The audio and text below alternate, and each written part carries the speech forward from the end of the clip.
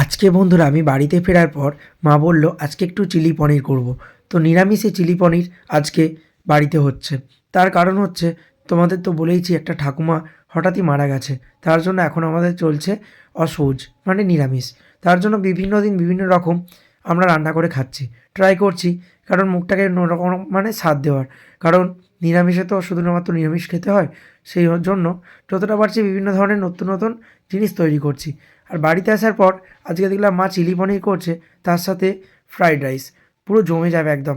তারপরে এই যে ভাতটা এদিকে বসানো হয়ে গেছে আর আমি পনিরগুলো কেটে দিলাম।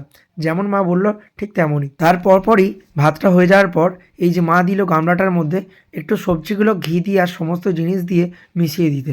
তো আমি সেটাই করলাম যেমন মা বলল। তারপরে এই যে এটা সুন্দরভাবে আমি এখন ম্যারিনেট করে নিচ্ছি।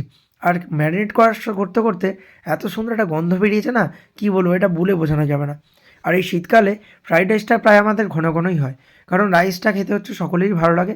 আর এতটা সুন্দর হয় না, তোমরা খেলে বুঝতে পারবে, ও একটু অন্যরকম।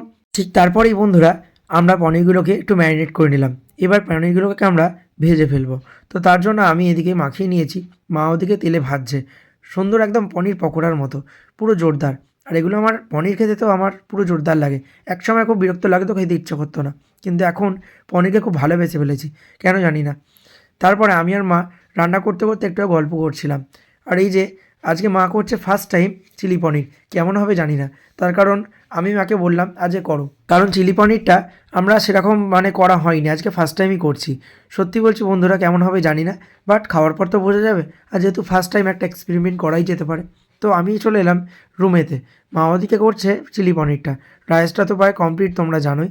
তো জাস্ট আমি অপেক্ষা করছি কখন যে হবে, কারণ প্রচণ্ড খিদে পেয়ে গেছে, মানে কি বলবার। তো চলো, মা ডেকেছে মানে যেতেই হবে, এখন যাই খাওয়া দাওয়া করতে। আর এই যে দেখো রাইসটার একটা সুন্দর গন্ধ বেরিয়েছে, পুরো জোরদার। আর এই যে আমাদের চিলি পনির, এই হ্যাঁ, খারাপ কেউ বলবে না কিন্তু, ফার্স্ট টাইম করেছি, ঠিক আছে। আমার তো পুরো একদম এই যে দেখতে পাচ্ছ লাল লাল টকটকে ঝাল ঝাল লেগেছে। তোমাদের চিলি পনির ভালো লাগে তো কমেন্টে জানিও। টাটা।